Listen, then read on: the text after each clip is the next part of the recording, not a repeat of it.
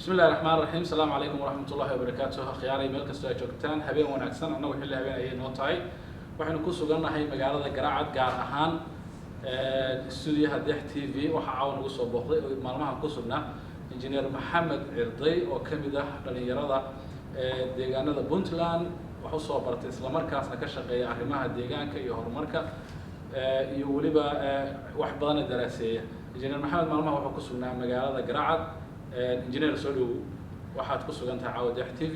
waxaan rabnaa inaan wareysi ka qaadano marka hore soo dhaw aad u mahadsan tahay Dex TV iyo wariye Farxaan Faarax iyo dhamaan haweenada waayahay marka la soo dhawaada khiyaaray waxaan rabaa ugu horeyn Maxamed injineer Maxamed Cirday dabcan waxa loo yaqaan Cirday waxa laga soo dhaw wax yar warbixin oo hordhac naga sii bal injineer waxyaabaha deegaanka ka qabatid iyo sidoo kale waxyaabaha research ku sameysay ama xog ururinta ku sameysay bismillaahir rahmaanir rahiim oo mahadsan tahay Farxaan guud ahaan waxaan salaamayaa daawadayaasha Dex TV iyo dadka soo daawan doonta barnaamijkan ruuxantii waxay tahay fursad qaali ah inaan maanta soo booqdo deegaanka Garaacad iyo mashruuca weyn ee ballaaran Garaacad seaport dekada Garaacad iyo haweenada ugu horeeyo Dex TV runtii barnaamijyo badan oo aad iyo aad dadka xiiso geliya bulshada iyo dadka runtii u soo bandhiga inta markaa taag gudbo waxaan inta badan anagu haddaan nahay bahda renewable energy-ga iyo waxyaabaha inta badan electric system-ka iyo power-ka iyo energy-ga si loo heli lahaa qolyahayaga inta badan anigu waxaan ahay electric engineer isla markaasna ah baare tamarta iyo energy-ga waxaan inta badan ka faaloonaa ama aan raadinaa si loo heli lahaa xal waara baahida ugu weyn ee maanta dalka taagan ee koronto iyo energy sustainable ah oo dadka dhan iyo dadka ku filan isla markaasna jaban waxaana tala bixino iyo baaritaano ka sameynaa khayraadka energy ee waddanku u leeyahay marka mashruucan aad u weyn iyo deegaankan iyo meeshaan laftigeeda oo ah meel istiraatiiji intaba booqashadeedu waxay ku saabsan tahay qayb ka mid ah safarkayga waxbaariseed waayo injineer oo maasan tahay waa wax loo baahan yahay oo aad muhiim loogu yahay aad maartay ka shaqeynaysaa dabcan dee Soomaaliyana baahi weyn markan u qabto in la helo energy maartay dhexdeeda laga soo saaray aan la raadinin wax la yiraahdo waxyaabaha ka imaanaya meelaha shishe oo matooro la isticmaalayo dabcan haddii qoraxdeedii iyo hawadeeda aan isticmaalayno wax badan oo maartay faa'iido ay noo leedahay waxaan rabaa ugu horeyn aan ku weydiiyo Garaacad daad timid waxaan rabaa inaad dadka uga warbixisid dad badan aan ogeyn baa jira meesha ay marayaan ama xog baan u hayn sida u hayso indhahaaga waa ku soo aragtay dekada dhismaha magaalada ka socda dhismaha magaalada si u dhismayso kobaca magaalada ka socda iyo dhaqaalaha magaalada markaas businesska magaalada ka jira marka oo intaas soo koobay dad aan joogin oo raba inay ogaadaan intaas waxa uu warbixin lahayd waxaan rabaa inaan sawir yar oo kooban intaad sheegtay isugu qabto Garaacad waa magaalo xeebeed leh jawi macaan deegaan iyo ciid iyo daaqsimeed iyo xeeb isku rakiban oo aad iyo aad u qurux badan isla markaasna jawigeedu soo dhaweynayo marka taa u gudbo mashruuca aad u ballaaran ee Garaacad oo soo bilaabmay ilaa iyo 2016 daraasadiisa iyo hawshiisa maanta wuxuu marayaa waxaan oo hadda waxaan la kulmay facekii koobaad isagoo dhamaaday isla markaasna faceski kale ay bilaabanayaan runtii mashruuc qofka inuu indhihiisa ku arko maahane aan cod iyo sawir kaliya qofka aan lagu deeqsin karin weeye waa mashruuc ka soo bilaabmay daraasad fulin iyo qorsheyn mustaqbal aad u dheer ilaa iyo mataqaanaa dunida maanta casriga in la jaanqaado raba dhismaha socda wuxuu ka socdaa ugu yaraan 1 kilomitir in badda loo galay iyo waliba dheeraad isla markaasna jambiyadii iyo dhismayaashii kale oo gudaha ahaa iyo dhammaan intiiba ay socdaan sidoo kale waxaa la socda oo servicekii kale oo lagu daba wado iyagana hadda aan u joogno mataqaanaa haddii ahaan lahayd dhammaan dekad casriga serviceka ay yeelan lahayd oo iyagana hadda hawshooda lagu guda jiro iyo dhismihii oo la isleeyahay sanadkan iyo wixii ka dambeeyaba waa gebagebo waana soo socda. sidoo kale waxaa aan la kulmay qaab dhismeedka dekeda markaan ka imaado dadka maamulaya si hawsha loo wado. waxaan rabaa marka inaan hal mar ku laabto mashruucan si usoo bilaabmay iyo caqliyadda iyo maskaxiyadda iyo fikradda ku bilaabmay iyo meeshuu hadda marayo. haddaan wax yar hor ku noqdo mashruucani waxaan oran karaa wuxuu kasoo baxday fikrad inta badan naadir ku ahayd dalka oo ah fursad maalgashi oo maskaxdeeda iyo caqligeeda ay keeneen dad reer Puntland ah oo ganacsato ah isla markaasna u baahnayd waxyaabo aad u fara badan oo aysan dad shacab ah iyo dad mataqaana ganacsato aysan ku fikri karin oo ahayd in deked la dhiso. in deked la dhisana waxyaabo badan baa ku xeeran. waxaa ku xeeran kow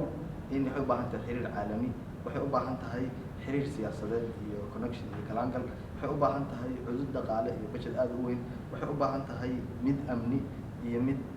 wax loo yaqaan aqooneed. runtii intaas oo dhan iyadoo ay ku gadaaman tahay ku xeeran tahay iyo duruufo kale oo deegaan ayaa haddana waxaas oo dhan waxay heshay dad aragti fogna leh dhiiranaan helay bulsho isla markaasna fikradooda markay soo bandhigeen waxay la kulantay bulsho horumarka iyo in wax wada qabsiga hamoon u qaba isla markaasna raba in dalka dibadhiskiisa iyo maalgashigii iyo kaabayaasha dhaqaale in la soo nooleeyo. runtii wax sahlan ma ahayn. wax qof bini-aadana oo weliba shacab ah iyadoo ay tahay arrin dawladeed. dalka ganacsatadii Soomaaliyeed horta waan ku ammaanan yihiin intii burbur kadib wax badan bay sameeyeen, laakiin tani waxay kaga duwan tahay waxay u baahan tahay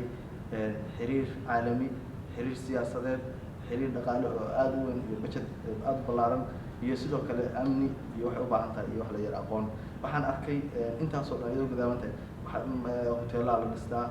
ganacsiyo kala la samaystaa, laakiin way ka duwan tahay, aad bay uga duwan tahay. marka ganacsatadii ku dhiiratay iyo aqoon-yahankii iyo dadkii ku dhiiraday runtii waxaan oran karaa waxay yihiin tusaale nool iyo halbeeg laga cabir qaato dibadhiska dalka iyo kaabayaasha dhaqaalaha iyo wax wada qabshiga iyo iskaashiga bulsho ee ay Soomaaliya u baahan tahay. mashruucan waxaan qabaa inuu yahay tusaale nool iyo halbeeg cid walba ay ka cabir qaadato haddii ay rabto in dalkan dibadhiskiisa iyo maalgashigiisa in laga shaqeeyo. waayahay engineer aad u mahadsan tahay warbixintaada iyo weliba wixii akhirada u lahayd mashruuca intaan la eegu fulaya weliba waqtigan hadda uu ku fulaya kooban ku fulaya ma ku fakartay marna ma islahayn shakhsiyad ahaan? run ahaantii anigu aad baan ugu rajo weynaa inkastoo ay ii muuqatay duruufaha adag iyo caqabadaha ku xeeran inaysan suurtagal ahaan karin haddaysan helin dhiiranaan. weliba ganacsatada halkaan ku dhiiratayna iyagana ugu dari lahaa in barnaamij railway ama tareen isku xira ilaa weliba gaalkacyo ay tahay xuduntii Soomaaliya, gaalkacyo ka baxa ilaa iyo Ethiopia taga si aan u helno badeecooyinka Ethiopia iyo khayraadka Ethiopia halkaan ay uga dhoofaan innaguna aan u geyno dekeda Garacad waxa kasoo dega ilaa iyo mataqaana Afrikada shishe oo ilaa iyo mataqaana aan geyno wadamada aan badda lahayn ilaa Ethiopia. laakiin railwaygan aan u baahannahay oo ka imaanaya Garacad gaalkacyo xuduntii Soomaaliya ah maraya isla markaasna Ethiopia isku xiraya. khadkaas tareen haddii lagu dhiirado sida mashruuca Garacad oo lagu dhiiraday waxaan aaminsanahay Soomaaliya oo dhan wuxuu u tari karaa shaqo abuur, kaabayaasha dhaqaale kor u qaado iyo wadanka oo noqda wadamada ugu horumarsan ee maanta geeska Afrika indhihii adduunka oo dhan kusoo jeedaan. oo geeska Afrika wadanka hadda wadamada marka laga yimaado Kenya, Soomaaliya iyo Djibouti ilaa saamka loo leexdo meesha ugu muhiimsan baynu ku noolnahay. meesha ugu muhiimsan waxaan haddana kaga sii haysanaa xeebaha ugu dheer. waayahay engineer Maxamed Cirday waxaan rabnaa inaan gabagabadii aan maraynaa baaqaaga ugu dambeeya ummadda Soomaaliyeed iyo dadka deegaankan aad ugu timid ee aad soo booqatay maalmahan booqashada aad ku joogtay fariintaada ugu dambeysa maxay tahay? runtii waxaan rabaa saddex baaq oo saddex jaho oo kala duwan inaan u diro. baaqayga koowaad waxaan u dirayaa dadka deegaankan Garacad. runtii waxaan leeyahay dadka deegaanka waa nasiib badan tihiin waana waxaan hesheen mashruuc dalka intiisa badan boqolkiiba 99 aysan chance u helin oo ah dhisme deked casri ah oo dekedaha adduunka iyo weliba wadamada adduunka commonwealth-ga si ay u dhistaan raba in loo dhiso oo mashruucaasi uu yahay mashruuc weliba dadka deegaanka iyo dadka mataqaanaa Soomaaliyeed oo isku dhafan maskaxdeeda ka yimid halkaana loo dooray iyadoo ah mowqif istiraatiiji ah oo waxyaabo badan loo sameeyay waxaa la idinka rabaa marka inaad u diyaar garowdaan mashruucaas mar walbana heegan u ahaataan soo dhaweyntiisa ilaalintiisa iyo ku fara adeegiisa intaas waxaan u dirayaa reer Garacad iyo deegaanka dadka jooga sidoo kale waxaan u dirayaa baad ganacsatada Soomaaliyeed waxaan leeyahay waxaan idin haynaa maanta haddaan anoo ka hadlaya mashruuca dekeda Garacad tusaale iyo halbeeg aad ka tilaabo qaadaan oo aad ku dhisi kartaan mashruuc kasta iyo himilo kasta iyo fikrad kasta oo maskaxdeena kusoo dhacda idin diidi mayso because of saan hore u sheegay mashruucan wuxuu u baahnaa waxyaabo tiro badan oo businessyada kale iyo maalgashiyada kale aysan u baahnayn waan laga gudbay waa la helay marka waxaa idin sahlan inaad ku dhiiran kartaan oo aad fulisaan oo inaan oga baaqan waxyaabo badan baa caqabado badan baa yaala ganacsatada Soomaaliya waxaan leeyahay dalka dib u dhiskiisa iyo kaabayaashiisa dhaqaale inayna nooga istaagin caqabadaha hor yaala si aynu u helno Soomaalida aynu rabno baaqiga labaad saddexaad waxaan u dirayaa dawladda oo labadeeda heer dawladda Soomaaliya oo heer federaal iyo dawladda Puntland dawladda Soomaaliya waxaan leeyahay waa in ay diyaarisaa platform iyo barnaamij dib u dhiska dalka iyo horumarinta kaabayaasha dhaqaale oo sax ah oo la taaban karo oo aan hadal ahayn oo fulintiisa ay bilaabato xilli la yaqaan oo ay jadwal leedahay oo wax walba oo la qabanayo dadka ay u cadmaan sida mashaariicda horumarineed oo aan xeebahaas aynu haysano aad u dheer oo maanta adduunka oo dhan indhihiisa kusoo jeedaan oo aynu ognahay waddan walba inuu mashruuc ka leeyahay haddaynu aragno wadamada carabta mashruuca qatar iyo mashruuca imaaraadka iyo mashruuca iiraan iyo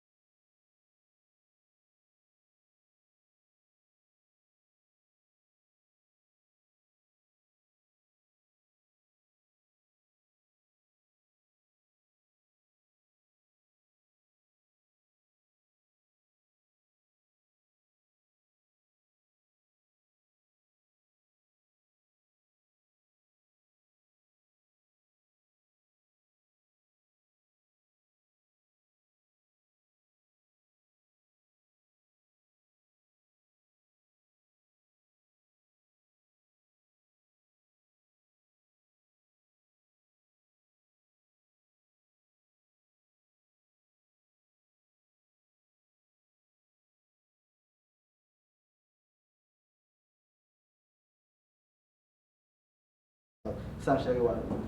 mataqaanaa sida wadamada adduunka ay xubistaan mashruucaani standardka leeyahay marka waa wax mataqaanaa aqoontii baa hagaysa waxa hagaysa dhiirnaantii waxa hagaysa dhammaan wax kasta oo u baahnaa mataqaanaa bulsho ama mataqaanaa insaaf ku fakaro horumarkana sida lagu sheegay la yiraahdaba dadkan waxaan u leeyahay dadka dadyoba dayaxa tagay iyo dadyoba badda hoosteeda mataqaanaa gunteeda kasoo wax kasoo qaaday waxaasoo dhan waxaa rag tashaday oo dhiirnaan muujiyey inaguna maanta waa haynaa rag tashaday oo dhiirnaan muujiyey oo aan mashruuca quruxda badan aynu aragnay maanta inoo soo saaray inagoo indhaheena maanta ku arkayna meesha uu gaaray iyo horumarka uu sameeyey iyo sida uu guulaystay si lamidana waxaan rabaa in kan iyo kuwo kaloo lamid ah ummadda Soomaaliyeed oo ay dowladda mid ka tahay inaad helo aad u mahadsantahay. waayahay injineer aad baa u mahadsan tahay barnaamijkayga intaas ayaan kusoo koobaynaa waxaan idinkaga tegaynaa mahmaada ahayd rag tashaday cirwa tori kala taa kala inkastoo dumarkii laga tegay dumarkuna door muhiim ay ka yihiin bulshada aad iyo aad baa u mahadsantahay. Assalaamu calaykum waraxmatullahi